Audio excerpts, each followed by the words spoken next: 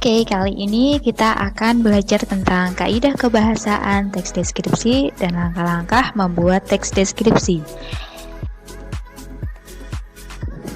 Ada kaidah kebahasaan teks deskripsi, yaitu harus menggunakan kata benda.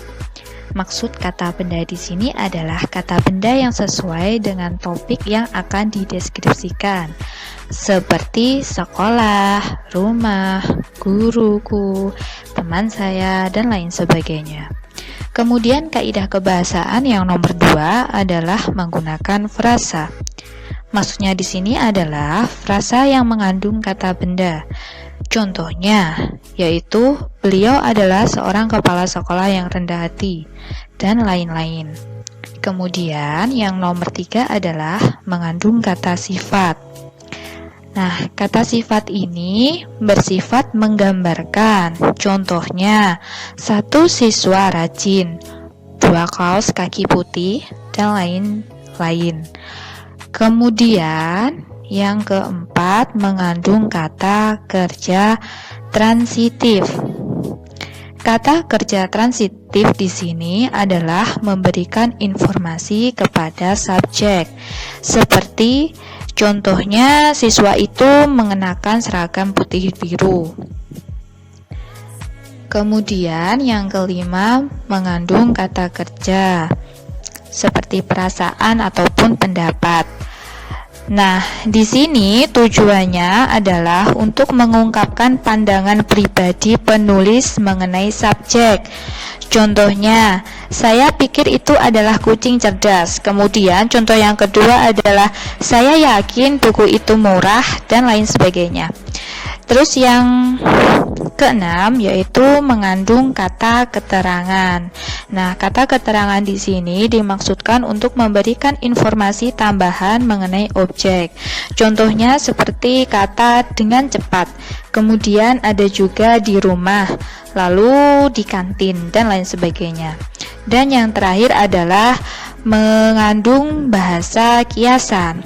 Nah, bahasa kiasan di sini berupa perumpamaan atau metafora, seperti contohnya kulitnya lembut seperti benang sutra.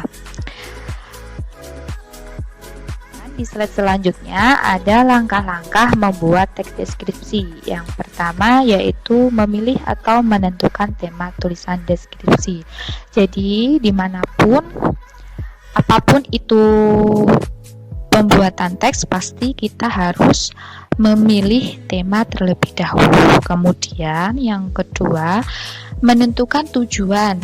Tujuan kita apa sih membuat tulisan tersebut? Kemudian yang ketiga yaitu melakukan pengumpulan data, informasi, atau bahan terkait dengan tema tulisan.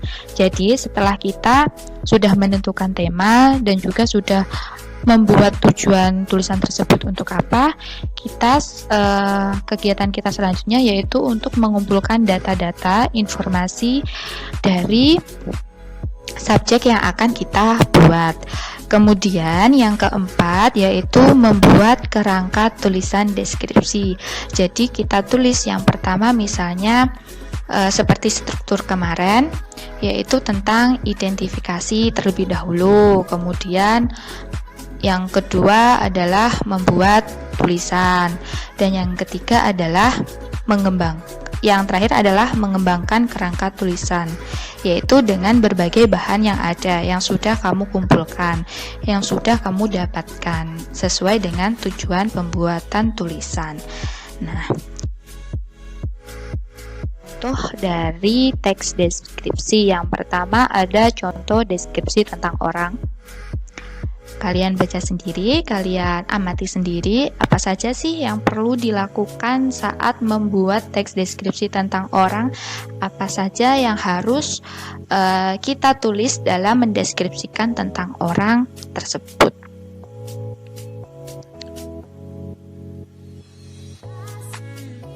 Nah, kemudian di sini saya juga punya contoh teks deskripsi tentang alam. Nah, berikut adalah contoh teks deskripsi tentang alam, bisa kalian baca sendiri juga, bisa kalian amati sendiri juga.